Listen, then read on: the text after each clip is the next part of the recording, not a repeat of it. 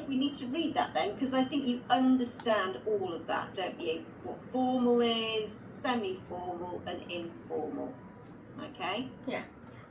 So let's just go to the informal here, because that's what we're going to do today. We're going to do an informal letter, okay? Okay. Right, so let's just have a little read of here. We've got the tone, okay? What do we mean by the tone of a letter? The tone of a letter is how you are going to basically phrase it. If your tone is very serious, then you're not going to include much slang, and it's just going to be a really dear to whom or may concern, and then you're just going to talk business. You're not going to be like, hi John, something like that. That's not a Exactly. very casual tone. Yeah, absolutely. So tone is very important, isn't it? It's the way we start our letter. So when we're doing the IELTS General, we have to look at what the subject matter of the letter is and really think about it. Okay, is this going to be formal, informal, semi-informal? What do we need to do here? Because that's going to set the tone for our letter, and that's what we're going to get points for. Whatever the example they give us, we can kind of guess what they're going to be. So you've already told me what you think the formal, informal letters and formal letters are. So let's just take one example and think about an apology letter to a friend, okay? So first of all, what's that going to be? It's going to be informal. Informal, yes, it's going to be informal. Okay. So let's imagine that your parent is a friend. Okay. I know you are friends with your parents, hopefully.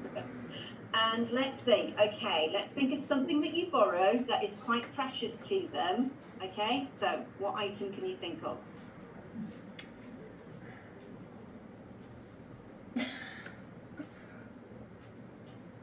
The only thing I can think of is maybe like a wedding ring, but I don't know why I would borrow a wedding ring. Yeah, why would you borrow that? Yeah, that would be weird, wouldn't it? Okay, right. Let's turn this around then. Maybe I borrow her iPad or something. Okay, yeah, perfect. Okay, so you borrowed mum or dad's iPad, okay? And something dreadful has happened to it while it's been in your possession. So let's think of something that's happened to it. What could you have done to it? And we have to probably beg forgiveness, maybe, or say that how it happened. Yeah? Yeah. We've got to explain ourselves, really, haven't we? What else have we got to do? If we've said we've mentioned what's happened, how it's happened, what else should we mention? Well, maybe a solution, probably, maybe in this case you just maybe fix it, or send it to a repair shop, or maybe buy a new one. Absolutely. A solution to the problem, a solution to what we've done, yeah? Yeah. Yeah, that would be it. That's what everybody wants to hear, isn't it? How are you going to put this right? That's the resolution is important. Yes, absolutely. Okay, so let's have a little look at this list of informal vocabulary and think, right, which one of those do you think you would like to use there? Remember that book of yours I borrowed? Well, I managed to do the unthinkable and spill Coke all over it. I feel absolutely terrible about it.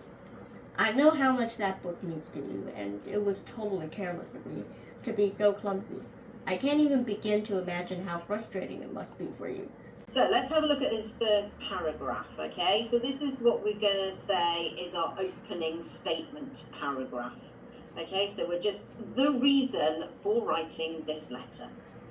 That's what we've got to know, because they're going to say, why are you writing this letter? Why don't you just call me up or explain why you're writing it? Okay, so he starts with, which is quite nice, I think. I hope you're doing well.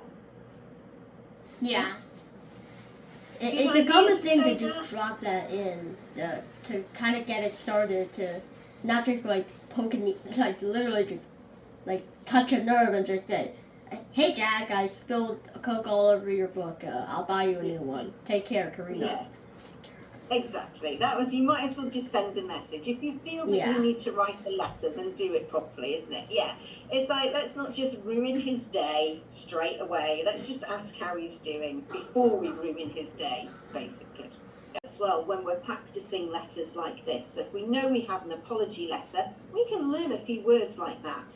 Because whatever we're going to resolve it, we're probably going to have to buy something new. So if we know that word pristine and we remember to use it, we're going to get some extra points there in this letter, which is all good. Yeah. If you're apologizing for something, it's probably caused someone some inconvenience somewhere along the line, hasn't it? Yeah. Including yourself. So, for example, the iPad that you've borrowed from Mum, that you've got water on, how is that going to inconvenience her? Well, she's probably got like a lot of documents in there, like, well, and of course she's not going to be able to use the tablet until the new one arrives, until I buy a new one, or until the old one is fixed, and of course the memory card could have gotten obliterated. Yeah, absolutely, yeah. So a lot of inconvenience, slightly more than the book probably.